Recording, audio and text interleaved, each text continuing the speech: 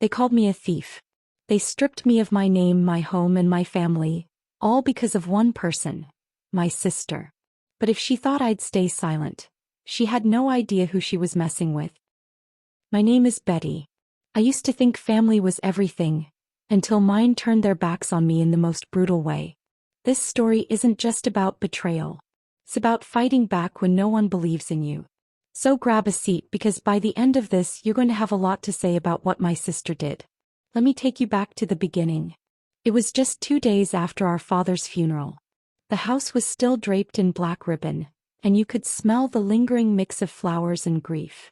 I was sitting in the living room, my fingers still trembling from writing thank you notes to those who came to pay respects. My older sister Vanessa walked in. Her heels clicked against the marble floor, confident and cold as always. She was dressed like a widow at a fashion show. Black silk, pearl necklace, no tears. She held a thick white envelope in her manicured hands. "Betty," she said flatly. The will came in. I looked up hopeful. Our dad was a simple man, but he loved us equally. At least that's what I believed. Vanessa sat across from me and handed me the envelope. I tore it open, and my heart dropped. According to the will, Dad had left everything to Vanessa. The house. The savings. The land he'd inherited from Grandpa. I got nothing. Not even a letter. I read it again, then again. This can't be right, I whispered. Vanessa tilted her head, pretending to look sympathetic. Maybe Dad didn't trust you with the money. You did drop out of college twice. That wasn't fair. I dropped out because I was taking care of him during chemo. Vanessa never showed up once. Not for a single doctor's visit. I felt the walls close in. I couldn't breathe. "Where's the original will?" I asked. "I want to see Dad's handwriting. This is typed." She smirked. "That's all the lawyer gave me." Something didn't feel right. Dad would have never cut me out completely. Never. What would you do if your sibling showed you a will like this? Would you trust it or fight back? Let me know in the comments. I read every single one. For days I couldn't sleep. I kept going over our last conversation. Dad had told me, "Everything will be fine, Betty. You've always been there for me. You'll be taken care of." So why wasn't I? Then the worst came. I was sitting in my room trying to draft an email to the lawyer, when the police knocked on the door. 2 officers. One with a clipboard. "Are you Betty Mendez?" "Yes." "You're under investigation for forgery and attempted fraud." My blood ran cold. What? That's insane. Apparently, someone had anonymously submitted evidence that I had tried to forge a second will. One that left everything to me. I was stunned. I hadn't touched anything. I barely even understood legal documents. But the police had my name, my email, and even a USB with a fake document that had my fingerprints. They took my laptop. My phone. I knew right then it was Vanessa. Who else had access to my room? Who else stood to gain by framing me? But when I confronted her, she played the innocent card like a pro. "Oh my God, Betty, how could you?" she cried, crocodile tears rolling down her cheeks. "I know you're hurting, but to stoop this low? Dad would be ashamed." And just like that, the rest of the family turned on me. Aunt Maria blocked my number. Uncle Leon told me I needed serious help. Even Mom, who had always defended me, just sat there in silence. "You need to move out," Vanessa said coldly a week later. "Dad's house belongs to me now. You have 3 days." I left with 1 suitcase and nowhere to go. Where are you watching this from? Because no matter where you are, betrayal like this hits hard. Drop your country or city in the comments.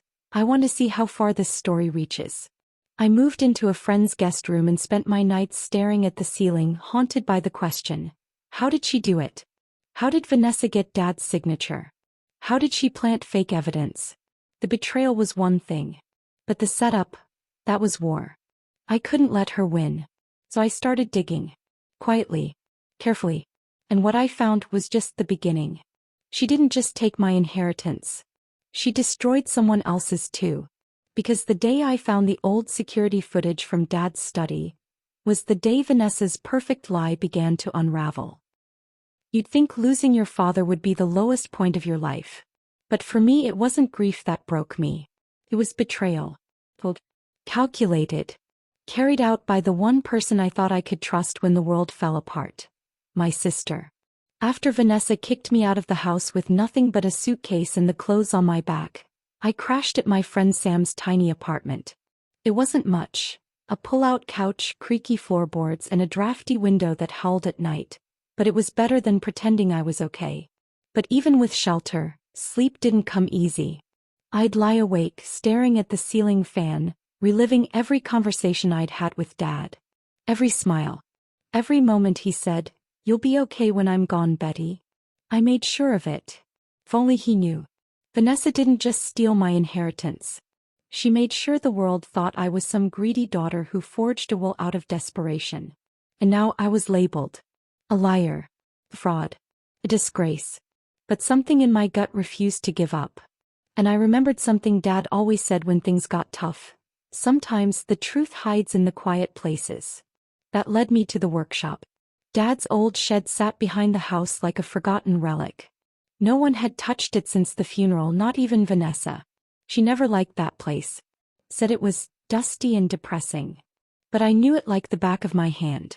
I practically grew up in there. So one cold evening when I knew Vanessa wouldn't be home, probably out sipping wine and playing victim with her friends, I made my move. The house had new locks, but the shed? Same broken latch, same cracked window. I slipped inside, heart pounding, and stood in silence. The air was thick with sawdust and memories. Wooden carvings of birds, old sketches, Dad's favorite flannel shirt hanging on a nail. It was like time had frozen. I started digging. Carefully. Slowly. There were drawers of sandpaper and wood glue, a stack of sketchbooks filled with Dad's loopy handwriting. And then, in an old rusted toolbox, buried under a pile of screws and bolts, I found it. A small black USB stick. No label. Just sitting there like it was waiting to be found. My hands trembled as I slipped it into my coat pocket and left before Vanessa got home. Back at Sam's, I plugged it into my laptop, praying it wasn't just some old woodworking tutorial. There was only one file. A video. The timestamp? 2 weeks before Dad passed. I clicked play. What do you think was on the video? Would you have opened it right away, or waited until you felt safe? Let me know in the comments. The screen flickered to life. Dad was sitting at his desk, hunched over, looking pale, but alert. His voice was raspy but strong. "If you're watching this," he said, "something's gone wrong." My heart stopped. "I've updated my will," he continued. "Vanessa's been pushing, asking questions. She tried to get me to sign some papers I didn't understand. I refused." He paused, looked down, then straight into the camera. "I've divided everything equally. Betty has been by my side. She deserves her half. If that will disappears or if this message never reaches her, I want whoever's watching to know, Betty is innocent." I was frozen. Proof. Real, undeniable proof. He knew something wasn't right. He knew. But this video alone wasn't enough. Not in court. I needed the real will. The one he said he updated. And Vanessa? He probably made sure it vanished. Burned. Shredded. Gone. So I had leverage now. Something she didn't know existed. I copied the file onto 3 flash drives. Uploaded it to the cloud. Sent a copy to my email and another to Sam's. I wasn't taking chances. But if Vanessa had gone this far to frame me, she didn't do it alone. That's when I remembered her fiancé, Daniel. Back when Dad was sick, Daniel had come around a few times, pretending to be helpful. But when Vanessa wasn't looking, he'd get too close to me. Comments about how wasted I was on a life of caretaking. Once he even texted me late at night. If things were different, maybe we could have been something. I never responded. Never told Vanessa. I just stayed quiet. But now something about him nagged at me. He knew things. Too many things. And if Vanessa needed someone to help erase a will, plant evidence, or destroy a reputation, he'd be the perfect accomplice. So I sent him a message. "We need to talk. Alone. I have something you'll want to see." To my surprise, he responded within minutes. "Meet me tomorrow. 2 p.m. Parking lot behind Zane's Cafe. Come alone." Engagement prompt. Have you ever had to meet someone you didn't trust just to get answers? What would you have done in my shoes? Walk away or take the risk? Drop your thoughts in the comments. I'm really curious. The next day I sat in Sam's borrowed coat, hands stuffed in my pockets, waiting near the dumpster behind Zane's cafe. Daniel pulled up in his sleek black car, sunglasses on, like some kind of B-list movie villain. Didn't think you'd actually show, he said, stepping out. I didn't come to play games, I replied, holding up the flash drive. You and I both know Vanessa didn't get everything legally. He raised an eyebrow. So, what do you want? I stared at him. I want to know what you helped her do, and where the real Will is. He glanced around, then leaned closer. You don't know half the story, Betty. But if you really want answers, you better be ready for what comes next. Because what Daniel said next didn't just confirm my worst fears. It opened a door to secrets even I wasn't ready to hear. Daniel stood there in the alley behind Zane's cafe, looking over his shoulder like he was being watched. His usual cocky smirk was gone. In its place, a kind of nervous energy I hadn't seen before.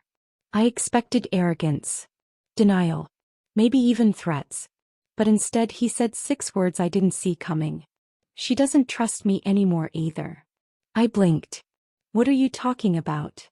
Daniel took off his sunglasses, stuffed them into his coat pocket, and sighed like a man who had too many secrets, too little time. Vanessa thinks I've been talking to people, that I know too much. She's paranoid, checking my messages, going through my drawers.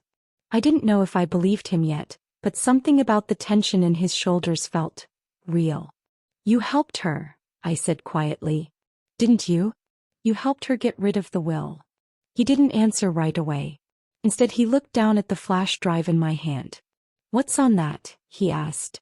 I didn't flinch. Proof. Of what Dad wanted. Of what she did. He swallowed hard. Look, I never touched any will. But I saw her burn some documents the night after the funeral. She said they were trash Dad left behind. I didn't ask. I should have. If someone you trusted burned papers after a funeral, would you believe it was just trash? Or would you be suspicious too? Let me know what your gut would tell you. I wanted to scream, cry, shake him. But I stayed still. Why are you telling me this now? I asked. Daniel hesitated. Then finally said, because I think she's setting me up next. And if she'll do it to her own sister, she'll do it to anyone. That's when he made his offer. I want out. But I need insurance. I help you. I want something in return. I narrowed my eyes. What kind of help?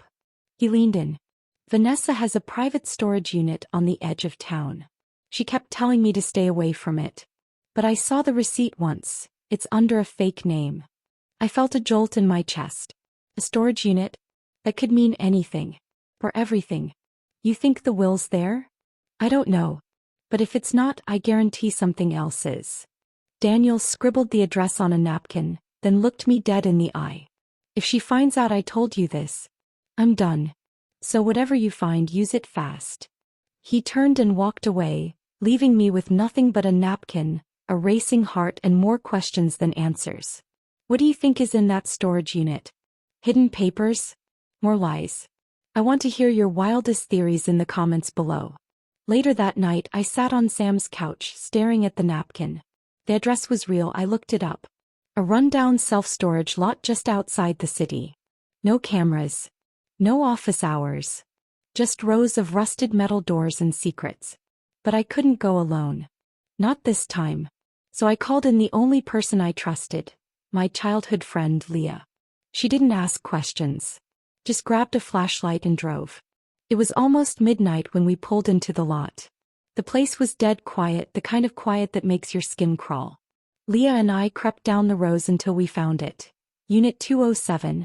The lock had been replaced recently. But Leah, she was always good with locks. After a few minutes and a bent bobby pin, it popped open with a soft click. We held our breath and lifted the door. It was dark, musty, and packed with boxes. Labeled in Vanessa's handwriting.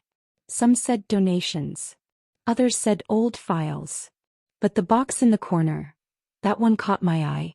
It was sealed tight, labeled Archive, Dad.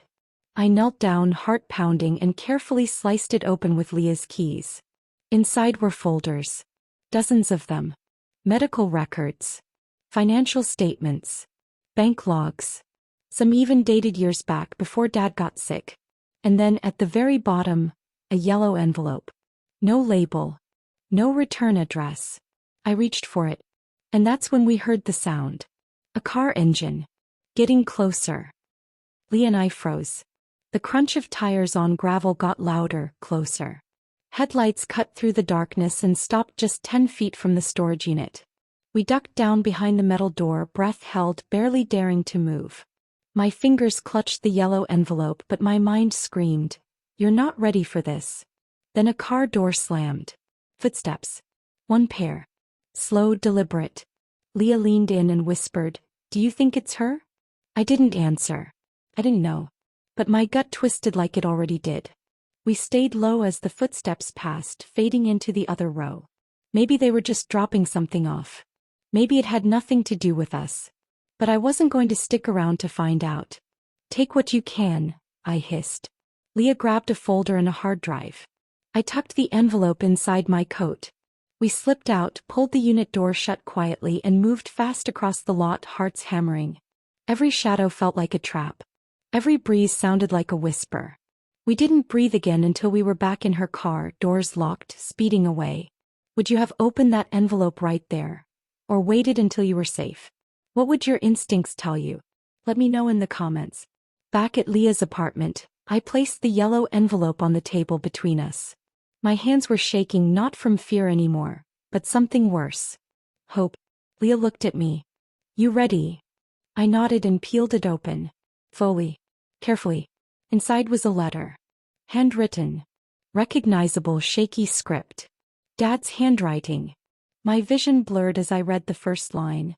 "If this letter is ever found, then the copy I left with my lawyer never made it to court." I looked at Leah. Dad left a second will. The letter went on, explaining how Vanessa had started acting strange weeks before his final hospital stay. He suspected she had gotten into his desk one night. He even caught her cleaning his room while he was asleep. But here's what caught my attention most. Dad mentioned he had mailed a copy of the will and his personal statement to his lawyer, Mr. Ashford. A man I had never even heard of. The only problem? The letter was dated 2 months before Dad passed. Meaning, if Mr. Ashford was real and he hadn't come forward by now, either he never got the mail, or someone made sure he never could. "I need to find him," I said, clutching the page. "If he's alive, if he still has the letter, this could clear everything." Leah nodded. "I'll help you look him up." We didn't sleep that night. We searched every legal directory, public listing, and old file in Dad's folder.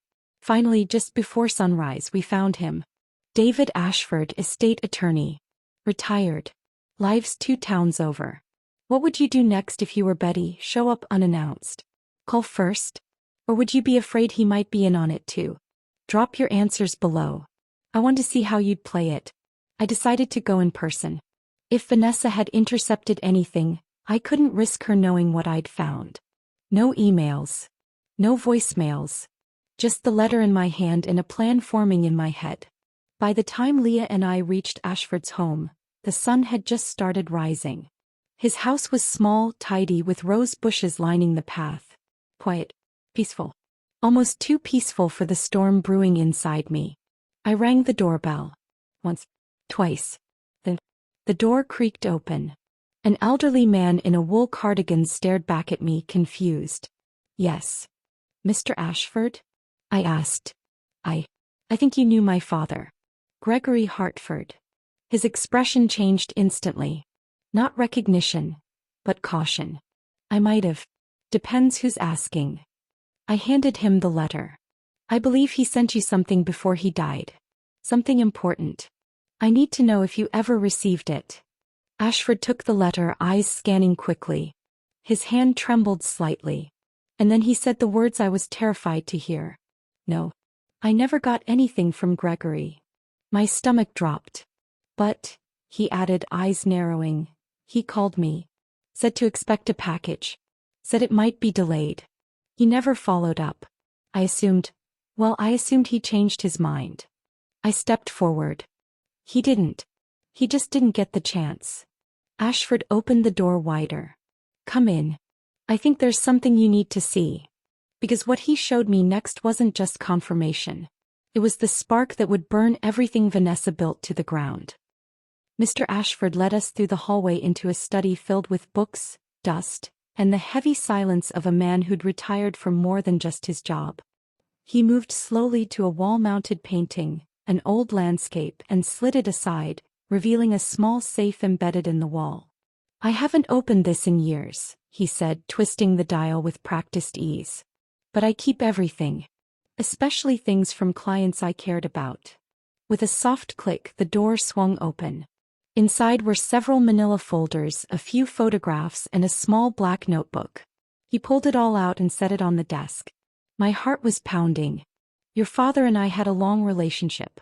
He didn't like the idea of leaving things entirely in one place. So sometimes he'd send me backup copies. Notes. Thoughts. Just in case. He flipped open the black notebook. The first page read, Gregory Hartford, confidential, personal thoughts estate. I stared at it like it was made of gold. Are you saying he sent you copies of the will? I asked, trying to keep my voice steady. Ashford hesitated, then nodded. A handwritten version. Not official but clear. His wishes. Names. Numbers. Everything. He pulled out one more item. A photocopy of a letter I recognized instantly. It was the same letter I'd found in the yellow envelope. Except this one was signed, stamped, and dated. Have you ever felt something you touched could change everything? That's what this moment felt like. Let me know in the comments if you've ever had a moment where the truth finally surfaced. Leah leaned closer. This proves she lied, right? Ashford nodded. If this is compared to the will on file, if there even is one, it'll show a clear contradiction. That's legal grounds to contest everything. I should have felt relief, joy, triumph. But all I felt was fear. Because if I had this and Vanessa found out, she wouldn't stop at lies. She'd try to destroy it and me with it. I need to get this authenticated, I said. I need to make it real. Ashford offered something unexpected. I'll go with you. I may be retired, but my signature still holds weight. And I kept records. Enough to verify its origins. As we packed the papers carefully into a folder, his hand paused. There's one more thing, he said, pulling out a photo tucked in the back of the notebook. It was old. Faded. But clear enough to see. Vanessa. In Dad's hospital room. Holding a folder that looked exactly like the one she claimed never existed. He shook his head. A nurse gave this to me. Said your father had asked for a picture of all his visitors. It wasn't meant to prove anything. But it might now. I swallowed hard. It was finally all adding up. What would you do if you finally had the proof you needed? But the enemy still held the power. Would you confront them or wait for the perfect moment? Tell me what you'd do if you were in Betty's shoes. As Leah and I left Mr. Ashford's house, a strange quiet settled between us. Full, but heavy. I held the folder close to my chest like it was my heart itself. And then, my phone buzzed. Unknown number. One message. Just 5 chilling words. You shouldn't have done that. I froze. Leah looked over. What is it? I showed her the screen. We didn't say a word. Just looked at each other and knew. Vanessa knew. She knew everything. And I had no idea what she was about to do next. I didn't sleep after that message. Who would? I kept the folder close, tucked beneath the floorboard under my bed like I was hiding treasure, because in a way I was. Proof of my father's true will. Proof of Vanessa's lies. But around 9:30 a.m., just as I was pouring coffee into a chipped mug, there was a knock at the door. Leah and I exchanged a look. It wasn't friendly. It wasn't casual. It was the kind of knock that's too calm. Too firm. I opened it slowly. 2 officers stood there, serious and silent. One held a clipboard. The other rested a hand near his hip. Are you Betty Hartford? I nodded slowly. Yes, why? You've been named in an official complaint, one said. We're here to ask a few questions. May we come in? Have you ever been blamed for something you didn't do? Something serious? How did it feel? Comment below, I want to hear your stories. Leah's eyes were wide. I could feel her panic because it mirrored mine. What kind of complaint? I asked. The older officer's voice was calm, rehearsed. You're being accused of identity theft, financial fraud, accessing personal information from your sister's accounts without her consent. My stomach dropped. She said you stole private files, that you threatened her, that she's fearing for her safety. It hit me like a punch to the chest. Vanessa didn't just know what I had, she was already working to discredit me, make me the villain. I kept my voice as steady as I could. None of that is true. The younger officer scribbled notes. Do you have proof of where you were last night? Yes. I was with Leah. We were at a friend's house. I lied quickly. Leah backed me up, bless her. We didn't even leave town. The officers didn't press further, but they left a card. If you think of anything else, call. We'll be in touch. As soon as the door closed, I slumped to the floor. She's trying to flip the story, I whispered. If she gets ahead of this, people will believe her. They always do. Leah knelt beside me. We need to go public. Soon. And she was right. If we waited too long, the lies would take root. So we started drafting everything. The letter from Dad. The photo from the hospital. The timeline. The storage unit. Ashford's statement. I didn't want to make this public, but Vanessa forced my hand. But just as we began scanning the documents into Leah's laptop, the screen glitched. Then went black. What the? She tried to reboot it, but a flashing message appeared. System error. Files corrupted. No, she whispered. Betty, someone hacked this. I grabbed the USB backup I'd made. It wouldn't open either. Everything was gone. My hands started shaking. She knew. She knew we'd digitize everything. Imagine you found the truth, held it in your hands, and then watched it disappear. What would you do? How would you keep fighting? I want to hear what you'd do next in the comments. We had the originals, thank God. But I realized something else. Vanessa was watching us. Tracking us. The message. The police. The laptop. She had someone helping her. Someone with access. I called Mr. Ashford. Can we meet again? I asked, voice low. Somewhere safe. He agreed. We set the meeting for the next day. But before I hung up, he said something that sent a chill through me. Be careful who you trust, Betty. This isn't just about money anymore. I hung up and looked at Leah. We're running out of time. That night I moved the documents. Not just the originals, but backups of the backups. One went in my car. One in Leah's purse. Another inside a sealed envelope addressed to Ashford, locked in a post office box. If Vanessa wanted war, she was about to get it. But then, my phone buzzed again. This time no words. Just a photo. Of Leah. Standing outside her apartment, with a red X drawn across it. Vanessa had found her. No. She wasn't just coming for me. It took me a second to register the photo. Leah standing outside her apartment building, holding her keys and smiling at nothing in particular. She had no idea the picture had even been taken. But what sent my heart into my throat was the giant red X scrawled over her body. Sloppy, thick, threatening. Like a warning. Or worse, a promise. I showed her the message. She froze, then backed away from the window. How did she even get this? She whispered. She's watching us, I said, my voice tight. Or someone she hired is. We turned off all the lights. Shut the blinds. Every sound outside, footsteps, engines, even the wind, made us flinch. The paranoia was closing in like a vice. I'm not going to let anything happen to you, I told her. She wants to scare us. She's bluffing. But the truth was, I didn't know if that was true anymore. This wasn't just about money or wills or fake police reports. It was about control. And Vanessa couldn't stand the idea of losing it. That night I didn't sleep. Neither did Leah. Instead, I spent hours handwriting every detail of our case. Dad's letter, the photo, Mr. Ashford's files, the USB hacks, the police visit. Everything. I made 3 physical copies and mailed them to 3 people I trusted most. My godmother, my old professor, and a journalist I once interned for years ago.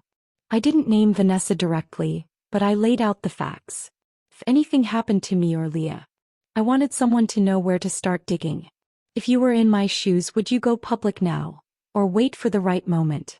Let me know in the comments what you do, because every move now could be the last safe one. By morning we were running on caffeine and adrenaline. I was due to meet Mr. Ashford at the park near his house. Neutral ground. Safe. Or so I thought. Leah offered to come with me, but I told her to stay back. If anything happened, she had the backup files. I'll text you every 10 minutes, I said. If I don't, you send everything. She nodded. Be careful, Betty. I got to the park just before 10 a.m. Ashford was already there, sitting on a bench beneath the oak tree, flipping through a folder. Did you bring everything? He asked as I sat beside him. I nodded and handed him the copy of the photo with Vanessa holding Dad's folder in the hospital. His face darkened. That's damning, he said quietly. And with my statement and your father's letter, we've got a strong foundation. He looked around carefully, then leaned in.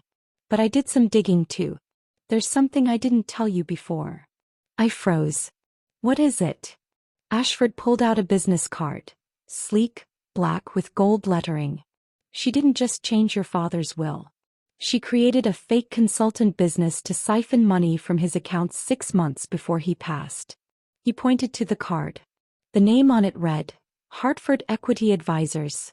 Vanessa Hartford, managing partner. She had her name on it, I whispered. She didn't even try to hide it. She didn't have to, Ashford said grimly. Your father trusted her. But I checked the state filings. That business was dissolved 3 days after the will was read. And just like that, the noose tightened. Not only had Vanessa framed me, she'd embezzled money, created fake businesses, and covered it up right before his death. How far would you go if someone stole from your dying parent and then made you look like the villain? Would you go to the police, or take justice into your own hands? Comment below. I want to know how you'd fight back. Suddenly, Ashford's phone buzzed. He glanced down, then stiffened. What is it? I asked. He showed me the screen. Private number. Message. You're making a mistake, David. I felt my stomach turn. She's watching you too, I said. Ashford tucked the phone away. This just confirms it. We move forward now. I'm contacting my former partner to notarize everything. We go public in 48 hours. He handed me a backup copy of his signed statement. You keep this safe. As I walked away from that park, a small part of me finally started to breathe. The tide was turning. I had a real chance now. But I should have known better than to let my guard down. Because when I got back to Leah's place, the door was open. Not kicked in. Not broken. Just unlocked. Leah. I called out, heart pounding. No answer. Leah. Still nothing. I rushed inside. Everything looked untouched, but she was gone. Her purse was still on the table. Her laptop. Her shoes. But Leah was missing. And on the kitchen counter was a sticky note. It read, Now you know how it feels. She took her. My sister took Leah. No. It was personal. I held that sticky note like it was poison. Now you know how it feels. 6 words. But they hit me harder than anything Vanessa had said or done before. This wasn't just revenge. This was a warning. A challenge. A twisted message. She'd taken Leah, and now she wanted me to know exactly what she was capable of. I called Leah's phone. Straight to voicemail. Texted her. Nothing. I checked the building's security cams, but the front desk lady said the system had been down for maintenance since yesterday afternoon. Of course it had. Vanessa had thought of everything. But what she didn't realize was that I had too. I had placed an AirTag in Leah's purse days ago. It was my paranoid backup plan just in case something like this happened. I opened the app. The signal was weak, but it pinged.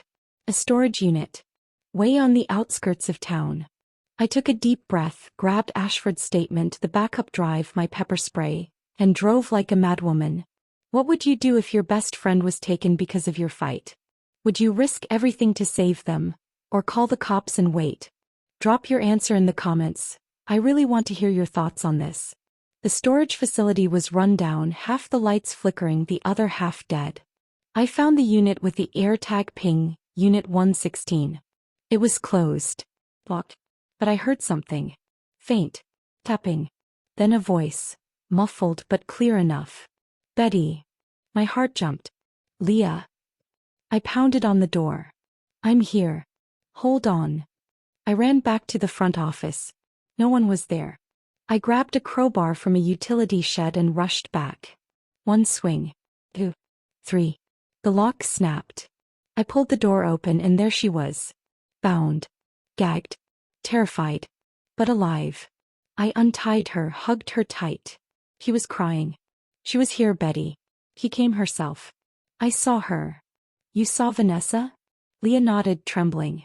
She said she wanted to give you a taste of losing someone. That you took everything from her, so now she's taking everything from you. I felt ice in my veins. Leah looked at me, voice trembling. She's not trying to avoid you anymore. She's daring you to come. Have you ever had someone you love get caught in the middle of someone else's cruelty? Share your stories in the comments. I'm reading all of them. We got Leah to safety fast. A friend of mine who lived in another town owed me a favor. She agreed to hide Leah for a few days. She won't find me there, Leah said, holding my hand. But you need to finish this, Betty. Whatever it takes. And I would. The next morning I met Mr. Ashford again. This time at a lawyer's office. His friend notarized his statement. We combined everything into one final airtight document. Everything was ready. But one thing still bugged me. Why no?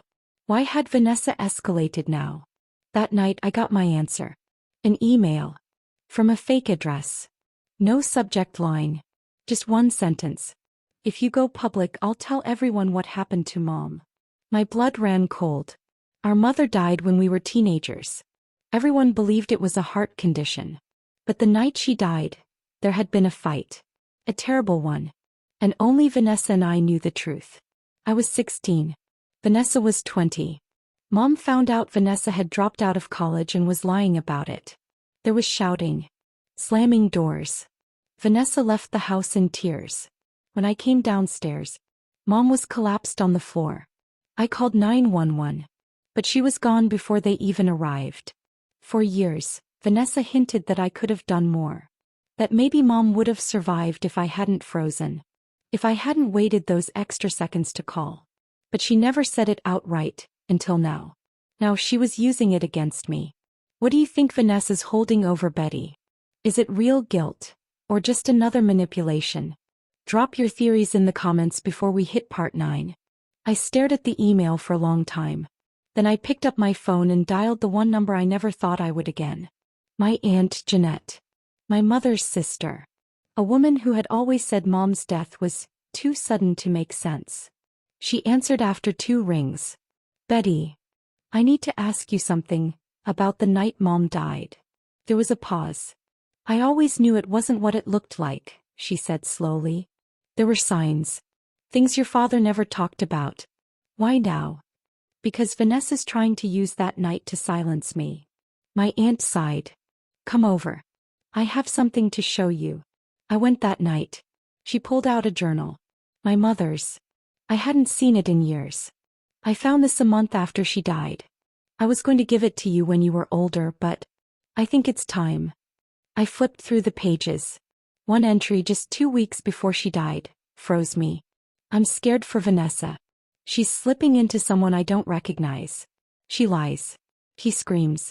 Sometimes I don't even feel safe around her. But I won't give up on her. Not yet. I sat there, stunned. It wasn't me she was afraid of. It was Vanessa. My mother knew something was wrong. My mother had been scared of her. I looked up at my aunt, heart pounding. Can I borrow this? Take it, she said. Take all of it. And finish this. I nodded. I was done hiding. Vanessa wanted a fight. He was about to get one. The truth. Every lie. Every betrayal. Tomorrow it all goes public. But just as I was about to leave my aunt's house, my phone buzzed again. A new email. One attachment. A video. I opened it with shaking hands. And what I saw made me gasp out loud. Because it wasn't just a video of Vanessa. It was a video of her, talking to my father. In the hospital. Holding a folder. And saying words I never thought I'd hear. Vanessa, I don't care what you want. I'm rewriting everything. You won't leave it to her. She doesn't deserve it. I do. The video kept playing in my trembling hands. Dad was lying in his hospital bed, weak but alert, his eyes wide with hurt and confusion. Vanessa stood over him, lips curled in rage. You gave her everything, she hissed. Even when she let Mom die. Well, not anymore. I'm taking what I'm owed. I hit pause. I couldn't breathe. This wasn't just proof of fraud. This was the unfiltered truth. That Vanessa believed her own lies. That she hated me so deeply she rewrote the world to justify it. But now, her entire mask had cracked. And I was done waiting. By sunrise I had sent the video to 3 places. 1. Mr. Ashford, who was already preparing the final packet for law enforcement and the press. 2. The same journalist I interned for. She promised to publish the story within 24 hours, after verifying every document. 3. And the State Bar Association. Because if Vanessa was still trying to pose as executor or legal representative, that title was about to burn. But before any of that hit the public, I had one more stop to make. Her house. I pulled up mid-morning in plain clothes, no warning. Leah was safe. The story was set to publish. I just needed to see her face one last time. Would you confront someone who tried to ruin your life? Or walk away once justice was on the way? Let me know in the comments, because this next part isn't easy to watch. She opened the door with a smirk. Well, look who finally crawled back. I didn't say a word. Just stepped inside. Don't get too comfortable, she added. I've already got people watching you. One wrong move. I interrupted her. Save it, Vanessa. I know everything. Her smile faltered. I tossed the printed journal entry from Mom onto the table. Her eyes flicked to it and then I saw it. The flicker of panic. But I wasn't done. I pulled out my phone, hit play. The video. The second she heard her own voice saying the words, making the threats, her face went pale. You were bluffing, she whispered. No, I said calmly. You were. No. You've lost. She lunged forward but I stepped back. I've already filed it all. The police will be here by noon. The article drops at 6 p.m. You still have a choice, Vanessa. She stared at me, breathing heavily. What choice? You can confess. Admit what you did. Maybe spare yourself jail. Or keep denying it and lose everything when the world sees who you really are. She sank into a chair, shaking. You think I wanted this? She snapped. Dad always saw you. Only you. Mom too. I was invisible. I had to make them see me. I blinked. By destroying me? You already had their love, she said, eyes welling. I only had what I could take. I should have felt pity. But I didn't. I felt done. You're right, I said quietly. You took everything. But now it's time to give it back. I turned and walked out for the last time. If someone told you they hurt you because they never felt seen, would that change how you feel? Comment below. I'm curious how others handle betrayals from family. That afternoon the police arrived. Vanessa was arrested without incident. Fraud, document tampering, attempted extortion, false accusations. Her charges stacked like bricks. The article went viral. Dad's letter. The video. Mom's journal. Ashford's testimony. It all painted a picture the world couldn't ignore. Suddenly, everyone who had whispered behind my back went silent. Some reached out with apologies. Others stayed away. And that was fine. Because I didn't need their validation anymore. I got the will restored. My name cleared. The house, the inheritance. Dad's trust in me, earned. But even better, Leah was safe. So my friend. So my family. And Vanessa? She took a plea deal. 5 years minimum, plus full restitution. Her lawyer argued she was mentally strained during the events. But the judge didn't flinch. You didn't just betray your sister, he said in court. You betrayed a dying man's last wishes. That doesn't get buried. A few weeks later I stood in front of Dad's grave. "I did it, Dad," I whispered. "I kept my promise. I protected what you built." The wind rustled the trees above me. The air was calm. For the first time in a long time I felt peace. Because this wasn't just about revenge. It was about reclaiming my story. If you've ever had someone twist your life into a lie, I want you to hear this. You're not crazy. And you're not alone. The truth always finds a way out, even when it's buried deep. What would you have done in Betty's shoes? Did she handle it the right way? Or would you have gone even further? Drop your final thoughts in the comments. And if this story meant something to you, like, share, and subscribe for more true justice stories that hit deep. See you in the next one.